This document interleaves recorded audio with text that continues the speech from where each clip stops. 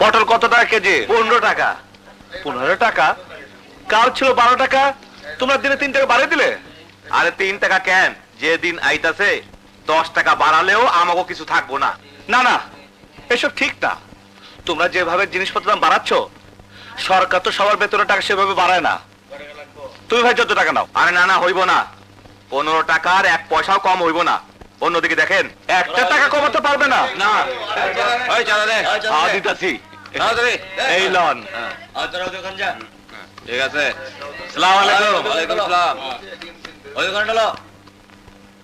বাহ, আমি তোমাকে 1 টাকা কমাতে বললাম, তুমি কমালে না।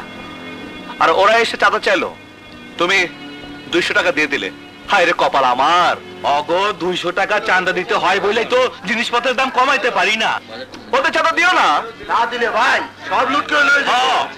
এই তোমরা পুলিশের কাছে যাও না কেন? পুলিশ ওই যে দেখেন, গুন্ডাগো নেতা আলী বাবার লগে পুলিশের কি দোস্তি। সহন্দা লাগে মরে কইবেন। মুই তো আমনে বলে কি আসি।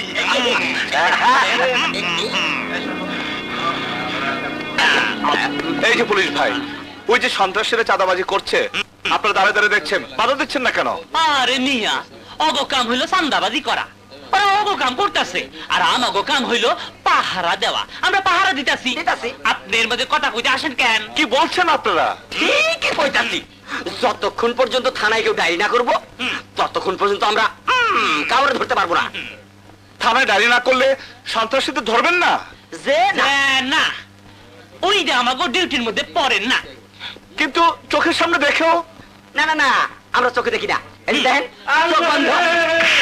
গত 2 দিন হরতালের লেগে দোকানে বেচা কিনা হয় নাই, চাঁদা দিব কেমনি? হরতাল হইল বিরোধী দলের ব্যবসা, ওরা সেই ব্যবসা করে। আমার গুলার ব্যবসা হইল চান্দাবাজি। চান্দা দে, নাহলে জীবন দে। ওই!